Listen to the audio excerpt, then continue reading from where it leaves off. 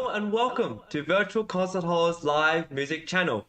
My name is Chris Au and I have with me the co-founder of Virtual Concert Hall, Anna Ostenskaya. Good day, everyone. I hope you're enjoying beautiful weather we have this weekend. And it's a great pleasure to be co-hosting this show with you, Chris. We are in for a really interesting treat today. Absolutely, and this because it's part 8 of the documentary of Beethoven's Symphony No. 5, written and narrated by Lawrence Rapchak, created by New Media Productions worldwide and Virtual Concert Halls, and produced by Architects of Music. And this incredible collaboration, for which we are very, very grateful with the Architects of Music and Lawrence Rapchak and Steve Robinson, is the result of all of our passion for bringing the audiences and musicians together in real-time musical performances. And today's program, I want to just give a little bit of a hint, is very, very surprising. Lawrence Rapchak, as a narrator, as a creator of this concept of these programs, is taking just as many unexpected turns as Beethoven himself. And we are, as always, here to bring those live programs to our audiences and bring the musicians from around the globe.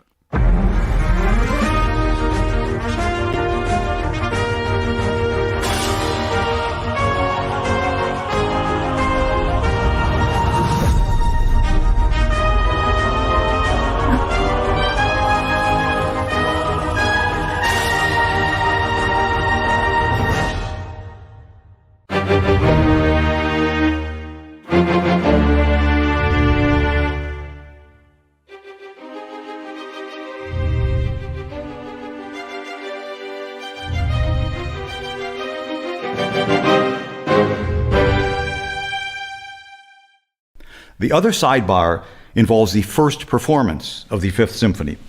One would imagine, or hope, that the premiere performances of Beethoven's new works would have been greatly anticipated and supported in Vienna. And even though his aristocratic patrons continued to support him financially, Beethoven still had to fight it out with the petty bureaucrats and the authorities in order to schedule a major concert in a large public theater. And as usual, Beethoven also had to act as his own producer in organizing one of these Academy concerts. And since they occurred only once every few years, there was plenty of new music to present to the public. Beethoven was finally granted the use of the popular Theater an der Wien for the evening of Thursday, December 22nd, 1808, 3 days before Christmas, when the theater was unoccupied and unheated. And that's as much as they would give him. Beethoven also organized the orchestra and the chorus, which he conducted. He was a notoriously erratic conductor. The music was all brand new. The player's music was freshly copied and filled with mistakes, and there was approximately 4 hours playing time of music to be rehearsed in a very short time. Believe me, this is a recipe for disaster, especially with an audience sitting in a dark, freezing theater. You may know Beethoven's delightful one-of-a-kind work, his Opus 80 Choral Fantasy. It begins as a lengthy improvisation for solo piano. Then it becomes a set of variations for piano and orchestra, and it culminates in a grand finale complete with 6 vocal soloists and full chorus. I love this piece. It is just so terrific. Well, it was composed especially as the grand finale to this concert, which explains its oddness in design and its performing forces. So this mammoth concert began at 6:30 p.m., and it included, first, an aria for soprano and orchestra, A Perfido, 3 movements from the lovely Mass in C major with soloists and chorus, a lengthy solo piano improvisation by Mr. Beethoven, the brand new choral fantasy for all the performing forces as a finale. Now, wouldn't that be enough for one evening in a cold theater? Well, the concert also included the world premiere performances of Beethoven's Fifth Symphony, his Sixth Symphony, the Pastoral, and the Fourth Piano Concerto with the composer as soloist, all on the same program. And somehow, it all happened. It is almost impossible to imagine what the audience experienced that night. The surviving eyewitness accounts were as supportive as they could be, but the magnitude, the historical significance of that legendary night cannot be overestimated. And as massive a pain in the neck as it was for everyone to sit through this thing, what would any of us give to go back in time and freeze along with that audience and hear what took place on the evening of December 22nd, 1808? Well, it's really quite inspiring when you think about it, isn't it? Right. Aren't you all surprised by how that was presented? What it took to present those incredible masterpieces, which are known to practically entire world now, when they were just written. And I'm really appreciative of Lawrence Rapchak, including this these facts of the first premiere of those works into his narration about the symphony. A lot of times musicologists seem to shy away from this kind of information because, it's not technically relevant to the structure of the symphony, right? But it's very relevant, in my opinion, to understanding Beethoven as a person, and therefore understanding it more profoundly, Beethoven's music as what it is and what it meant and what he was communicating. Everyone is aware of the fact that Beethoven was very much into the theme of struggle and challenges and overcoming challenges, and even the symphony, as we'll see further down, has that theme, that topic explored and stated in certain terms by Beethoven in his last movement. But anyway, what life circumstances led to Beethoven's aesthetics and his approach to the structure, his approach to the storytelling, and especially what he did, how he responded, how he handled his own creative process, but not only how he handled presenting and pushing forward his music when it was newly composed and not easily accepted, and of course not easily accepted. All new music is not going to be easily accepted. It's a given fact. But what Beethoven did and how he spent his time and effort in publicizing and letting people know about what his music is, and that is very relevant to understanding his musical stories and his music. And this is also very, to me at least, very relevant to answering the question, how and why was he such a genius? It's part of it. It's not all of the answers, but it's one important piece of the answers. And Lawrence really made it very illustrative. I think it's really amazing you bring that up. There's a tendency for young musicians or of all sorts to feel like, at least in the public eye, that things are given to them on a sort of a silver platter. Things should just be given to me. It's not so much the entitlement, but maybe the way in which we see other people's careers rise. We feel like, I just have to be a replacement for them when someone falls sick, and then I'll have a career. Or I'll just need to, win this competition, and then I'll have the best career of my life. Or I just need to win this job. Or I just need to, study with this composer in order for me to have my works premiered, and they'll connect me with all the great people. And I think especially with, Leonard Bernstein's biopic coming out, especially when we look at what Larry has to say about Beethoven and these great composers, great icons, great musicians, I think it's a lot of behind the scenes, difficult, challenging work that puts all of this together. It's likened now to a great composer of our day hiring out the Stern Auditorium of the Carnegie Hall and just having 2-3 hours of their own music played and conducted, and he's soloing and he's doing all of that.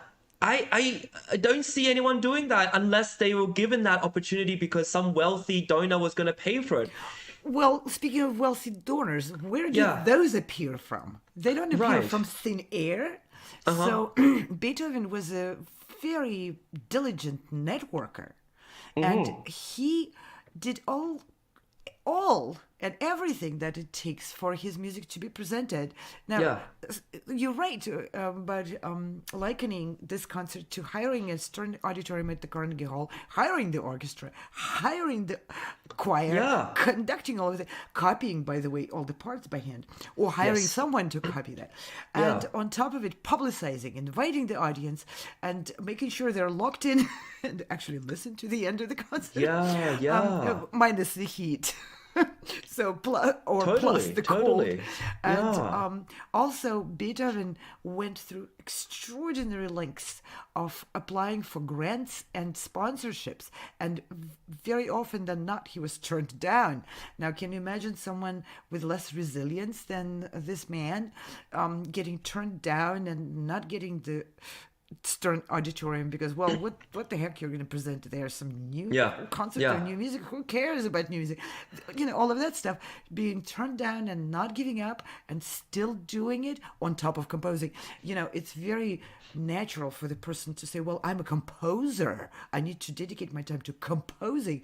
All this organizational, managerial stuff should be done by someone else. But what if it doesn't get done by someone else?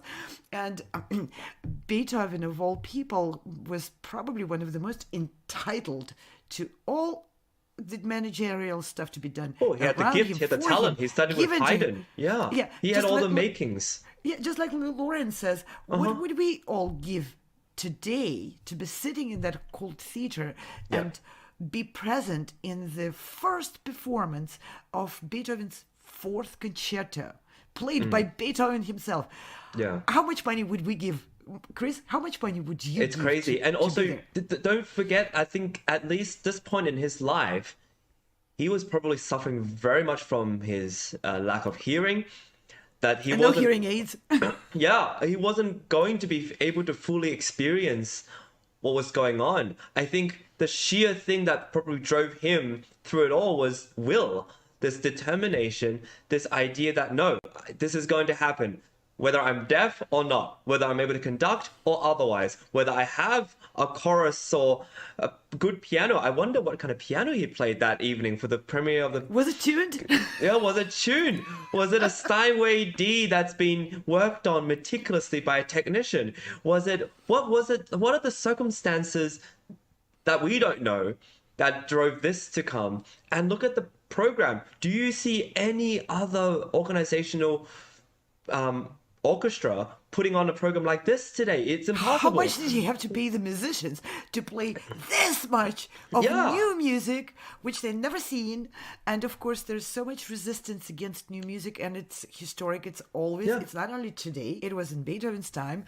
Oh, you're giving me this stack of sheet music to play tomorrow? And, but he must have believed in his music so much, because if you hear the Pastoral Symphony now and then the Fifth Symphony now, the contrast, but also the brilliance of both pieces. And then the Fourth Piano Concerto, which is arguably one of the most enlightened pieces of music he wrote. Then we have the Choral Fantasy. This is just blockbuster after blockbuster. And he didn't spread it out through many days. He just said, sit down and let me show you what I have to offer. I think this is a very strong point you're bringing in. I want to catch on what you just said. His own way of valuing his music.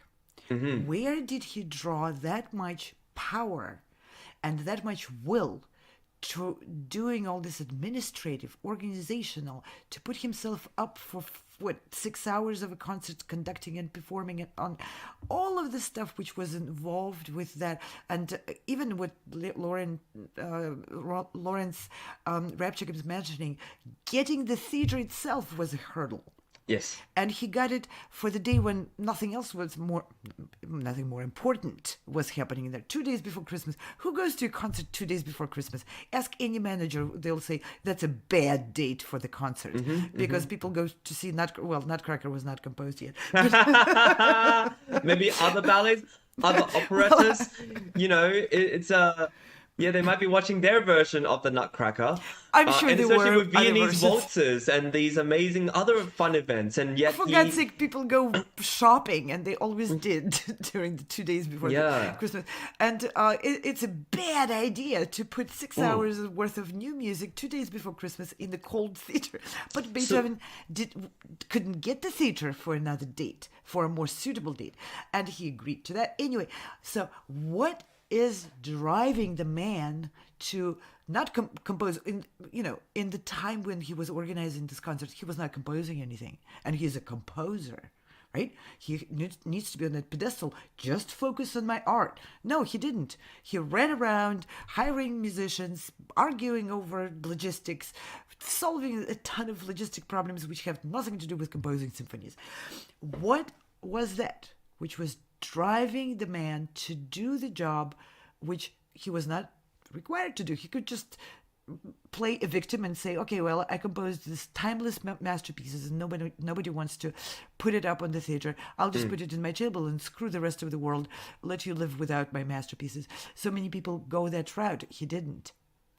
And I think you really voiced the actual very important answer to that. It's his own respect for his own creations. Now let's roll back to the previous programs which we watched with Lawrence Rapchak, taking us through the architecture and the structure movement by movement. Yeah. And let's see how much thought Beethoven put into every single note, into every single event of that story. He created it. He created the plan. He created the story. He chose the key of C minor. He chose every single transition inside it. He orchestrated this for brass, this for strings, this for... He really put all of his effort. And he knew that when he puts all of his effort, that manifests a tremendous God's gift of talent which he was carrying, his ability to not only dedicate himself, but to have this kind of product as a result of dedication. Because some other people may dedicate themselves fully just like he did, but not have a masterpiece. He knew he created masterpieces. Well, And he was humble enough to say, well, me as a humble human being, a person, I'm going to serve my gift to the full extent, and I'm going to serve the product of that gift to the extent of do whatever it takes so that it goes out to the people. It's Beethoven as a person shines through this little episode, through this. I mean, it wasn't a little; it was a major event, I'm sure, for him to manage. But if we stop looking at Beethoven as a, historical figure, but get a bit on a level of humanity with this person, then we can learn so much from his humbleness, his respect for his gift, his respect for his product, and his willingness to serve him, those plus the humanity. And I want to put out another question. What would have happened if Beethoven did not serve his own gift, his own talent, and his own works? If he did not push out his music with this much effort in other areas, would we even know his music? I mean, it's hard to say. It's really hard to say. I mean, I think we have to be really grateful for Czerny, Carl Czerny, one of his students. We have to be very grateful for Franz Liszt, also for continuing his to transcribe it for piano and then playing it often. I think we have to be grateful for a lot of people who fell in love with his music and saw the genius in it too. So there's the people after. I think it's obviously the answer is yes. Like he needed to have done this. I think another way to look at it, especially to take lessons from it from our modern day, is to realize that nothing of a true long-lasting legacy ever really comes easy and without challenge and without having to really try things, be rejected, put yourself out there. And it's so easier said than done. I think it's the modern day era has afforded us so many privileges. You can hear how your music sounds with Sibelius, playing all the different instruments, so you can hear what it sounds. Beethoven probably couldn't even hear it, even with the orchestra, because he just had it all in his head. He couldn't really hear well, but also he wouldn't be able to hear, even if he had a perfect hearing, he wouldn't be able to hear what the music sounded like until the first rehearsal. So this realization of what you have to say is massive. And I think we are afforded so many privileges. We're able to stream all over the world and have people hear us. And yet, do we put in the work to really put stuff out there? Do we put in the work to invest in the technology and equipment that's necessary to highlight what we have to say? Do we invest in opportunities and be ready to fail and to be rejected, constantly trying different things? I think there's so many opportunities out there. And I remember people so we have these Carnegie events, when people can play there. And of course there's a fee because nothing comes free these days.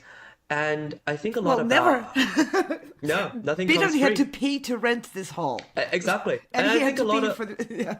Yeah, and I think a lot about how I saw criticism for these sort of models where you have to pay to play. And I think a lot about that. And then I realized if Beethoven had to pay to play, if Beethoven had to pay to get everything there, and of course some of it was his money, but a lot of it, was his own and was sponsored and everything else. But he had to ask for it. He had to ask for it, and also he had to organize every single thing.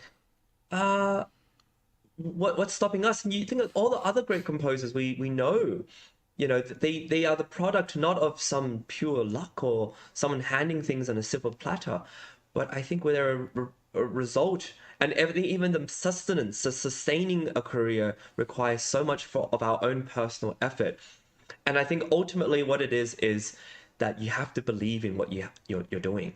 And I think Beethoven, through his corrections of his own scores, through crossing things out and rewriting, finally getting a product that he truly believed in, I think it's this, a revelation for us. And maybe the reluctance we have for putting ourselves out there is because we don't truly believe in it, and we don't truly believe that people need to hear it. Maybe we have different ideas of what music is, that, no, it's okay, you can hear it if you want to. It's okay if you don't.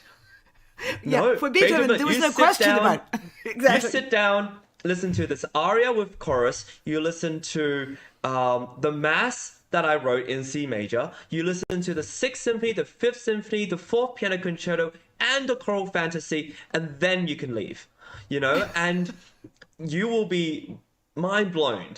But I need you to sit down and hear this because it's a journey. And it's fascinating. In today's world, Beethoven would have been considered a brash imposer, imposing his music on others. An That's egotistical really maniac who wants everybody to sit down and... Yeah. But I would give a lot to be one of those people under his pressure. Sit down and listen to this because I'm going to perform it for you. Yeah. And the only people now these days who are of that sort of mindset, I think, I mean, this is probably, you can correct me if I'm wrong, but I think there are movie makers. You have these Christopher Nolan films which are 3 hours long.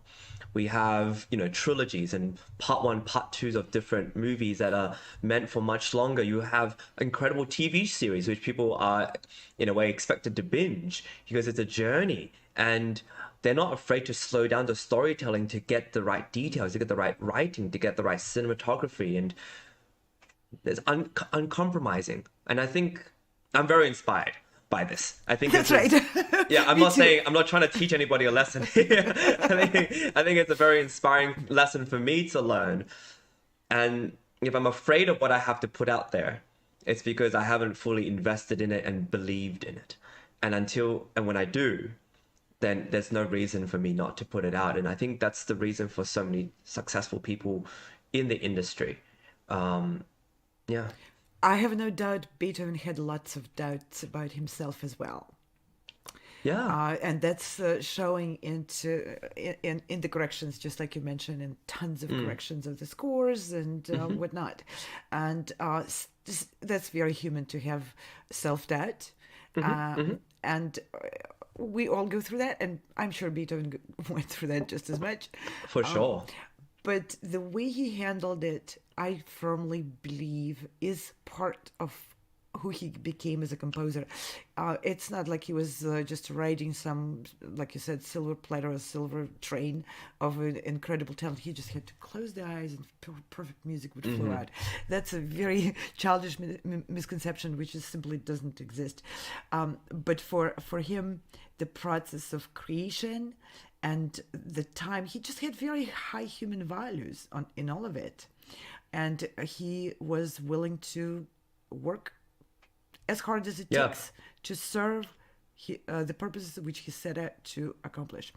And that is a strong lesson.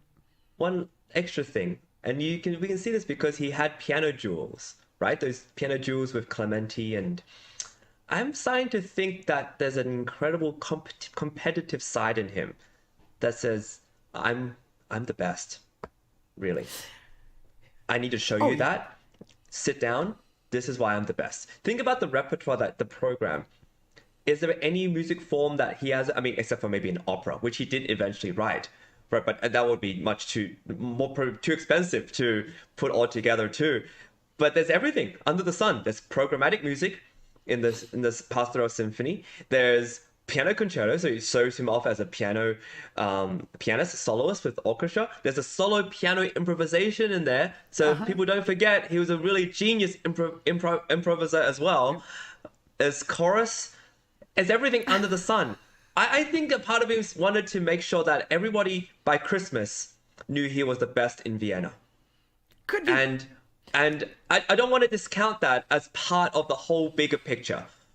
You know, it's that definitely, kind of... I agree with you. There's got to be multiple sources of motivation to move mountains like Beethoven did.